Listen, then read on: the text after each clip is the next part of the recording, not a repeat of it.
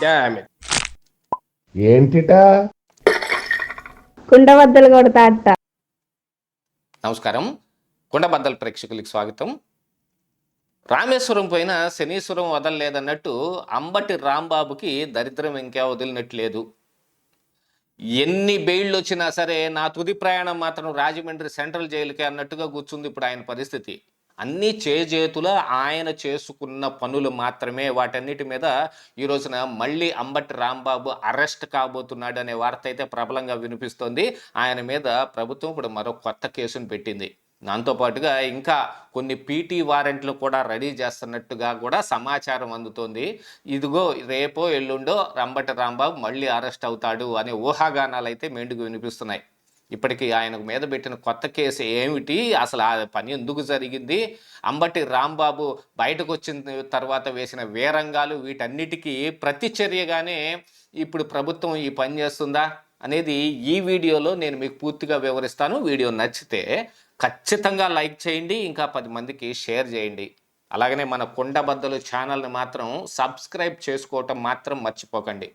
ఇక అసలు విషయానికి వస్తే, అంబటి రాంబాబు నోటి దురుసుతోటి చంద్రబాబు నాయుడిని దుర్భాషలాడి అరెస్ట్ అయ్యాడు. ఆ తర్వాత కొన్ని పీటీ వారెంట్లు, ఇందులో సంక్రాంతి సంబరాలు చేయడానికి సంబరాల రాంబాబుగా పేరు తెచ్చుకోవడానికి ఆయన చేసిన విస్తృత ప్రయత్నం మీద కూడా మరొక పీటీ వారెంట్ వచ్చి అరెస్ట్ అయ్యాడు. దాంట్లో కూడా బెయిల్ వచ్చింది. 18 రోజులు జైల్లో ఉన్న తరువాత ఆయన బయటకు వస్తూ చాలా హంగామా చేశాడు. కాకపోతే వీళ్ళందరిలోకి అంబటి రాంబాబు అదృష్టవంతుడు అని చెప్పుకోవాలి. 18 రోజుల్లో బయటకు వచ్చిన మొదటి వ్యక్తి ఆయనే. ఎందుకంటే అందరూ నెలల తరబడి ఉండాల్సి వచ్చింది లోపల. ఆ తరువాత వాళ్ళు బయటకు వచ్చిన తర్వాత కూడా ఇదిగో ఇక ఈ పని మనం ఇలా ప్రొలాంగ్ చెయ్యకూడదు అని సైలెంట్గా లోపల ఉండిపోయారు. వల్లభనేని వంశీ పరిస్థితి అంతే ఉంది, మరి పోసాని కృష్ణమురళి పరిస్థితి అంతే ఉంది. ఇక సోషల్ మీడియా కార్యకర్తలు ఎట్టెట్ట ఎగిరిన వాళ్ళందరూ మూసుకొని మెదలకుండా కూర్చున్నారు. అలాంటి పరిస్థితుల్లో అంబటి రాంబాబు బయటకు వచ్చి మళ్ళీ ఏదో వీరోచితంగా పోరాట యోధుడిలాగా మళ్ళీ నోటికొచ్చిన మాటలు మాట్లాడటం, దురుసుగా ప్రవర్తించడం మొదలుపెట్టాడు. ఏదో ఈయన్ని అడ్డం పెట్టుకుని పెమ్మసాని చంద్రశేఖర్ ఒక పెద్ద విచిత్రమైన ఆట ఆడినట్టు నిన్ను మాత్రం వదిలేది లేదని సవాళ్ళు ఇసరటం.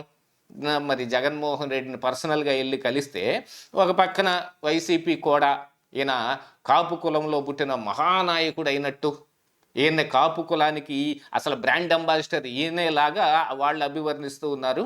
కాకపోతే కొంత భావోద్వేగానికి గురైన కొంతమంది జనసేనలో, అంటే అందులో ఇంకొక మతలబు కూడా ఉంది, ఏదో ఒక రోజు బయటకు రావటానికి. ఎందుకంటే అక్కడ ఎటువంటి పదవులు కానీ ఎటువంటి వాళ్ళకి ఆశాజనకమైన భవిష్యత్తు కానీ కనిపించట్లేదు.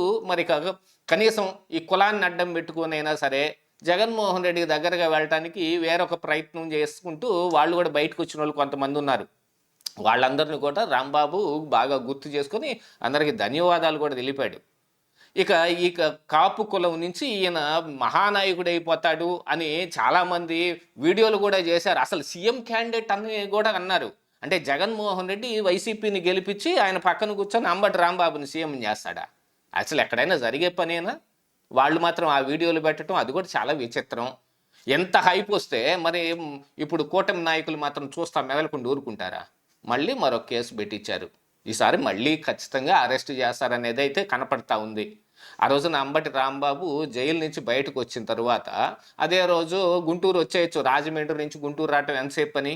అలా కాకుండా ఒక విపరీతమైన ప్లానింగ్ ఒకటి చేశారు. బాజా భజంత్రీలు, టపాసులు గిపాసులన్నీ ఇవన్నీ కూడా గతంలో కూడా చేసుకున్నారు. ఆయనకు ఒకసారి చంద్రబాబు నాయుడిని దూషించిన కేసులో బెయిల్ వచ్చిన రోజున బాణా సంచాలు, టపాసులు అన్నీ కొనుక్కొని ఉంటే అప్పుడే ఈ సత్తెనపల్లిలో లాటరీ టికెట్ల వ్యవహారంలో నీచంగా అరెస్ట్ అయ్యి మళ్ళీ లోపలికి వెళ్లాల్సిన పరిస్థితి వచ్చింది ఆయనకి. ఆ తీసుకొచ్చిన ఆ బాణా సంచాలు మొత్తం వేస్ట్ పోయినాయి అనుకున్నారు. కాకపోతే మళ్ళీ తర్వాత రిలీజ్ అయ్యి వచ్చినప్పుడు కాల్చుకున్నారు అనుకోండి, అది వేరే విషయం.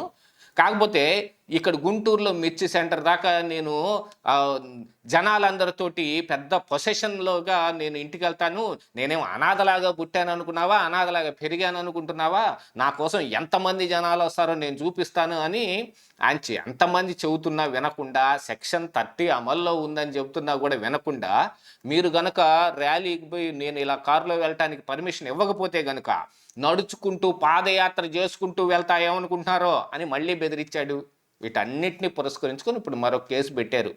గతంలో ఇలాగనే పోలీసుల మీదకి దూక్కుంటూ మీదకి వెళ్ళి వాళ్ళకి రొమ్ముకు రొమ్ములా నుంచి నువ్వెంతోయ్ అంటే నువ్వెంతోయ్ అన్నందుకు ఒక కేసు పడింది. ఇప్పుడు మళ్ళీ పోలీసుల్ని సెక్షన్ 30 అమల్లో ఉందని చెప్పినా కూడా వినకుండా ఇలాగ ర్యాలీలు చేసినందుకు ఆయనతో పాటుగా ఇప్పుడు జక్కంపూడిని కూడా లోపలికి తీసుకెళ్లేటట్టు ఉంది పరిస్థితి. లేళ్ల అప్పిరెడ్డిని కూడా అరెస్ట్ చేస్తారు అనే వార్తలు అయితే వినపడుతున్నాయి. ఎవరింట్లో ఆశ్రయం ఇచ్చి ఆ రోజున అంబటి రాంబాబు జైలు నుంచి బయటకు వచ్చిన తర్వాత జక్కంపూడి ఇంట్లోనే ఉన్నారు. ఆయన ఆశ్రయం ఇచ్చిన ఆయన్ని కూడా పట్టుకుని లోపలికి వెళ్తా ఉన్నాడు. ఏదో సినిమాలో కోట శ్రీనివాసరావు కూడా ఇలాగనే జైల్లో కూర్చొని అందరి ఖైదీలకి ఆయన భగవద్గీత లాగా ఆయన సొంత గీత ఒకటి బోధ చేస్తాడు. మన చేతికి దుమ్మంటకుండా పనిచేయాలి, కాలికి మట్టంటకుండా మనం నడవాలి అని ఇలా చెప్పి రిలీజ్ అయ్యి బయటకు వస్తాడు. 2 నెలలు తిరగకుండా బ్రహ్మానందాన్ని కూడా తీసుకొని మళ్ళీ జైలుకి వెళ్తాడు. అప్పుడు వాళ్ళందరూ కలిసి అడుగుతారు, కాలికి దుమ్ము అంటకూడదన్నావు, చేతికి మట్టి అంటకూడదన్నావు, 2 నెలలు తిరగకుండా మళ్ళీ రెండో వాడిని వేసుకొని లోపలికి వచ్చావు అన్నట్టు ఇప్పుడు అంబటి రాంబాబు కూడా జక్కంపూడిని కూడా వెంటనే తీసుకెళ్లేటట్టు కనపడతా ఉన్నాడు. అలా ఉంది కదా పరిస్థితి. అదేదో కామెడీకి తీశారని అనుకుంటే ఆ కామెడీ ఇప్పుడు లైవ్లో జరుగుతుంది.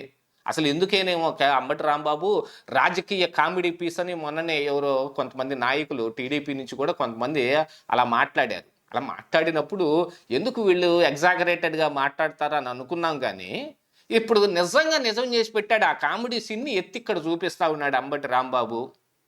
బయటకు వచ్చిన తర్వాత పోసాని కావచ్చు, వల్లభనేని వంశీ కావచ్చు, వాళ్ళ నోరు మొత్తం మూసేసుకొని జిప్ లాక్ చేసేసుకొని మెదలకుండా ఉండి మళ్ళీ జైలుకి వెళ్లకుండా ఉన్నారు. కానీ అంబటి రాంబాబు అలా కాదు, ఏం చేసినా ఓవర్ యాక్షన్ చేయటమే మన పని అని చెప్పి మళ్ళీ ఆయన జైలుకి వెళ్ళేటట్టుగానే ఉన్నాడు.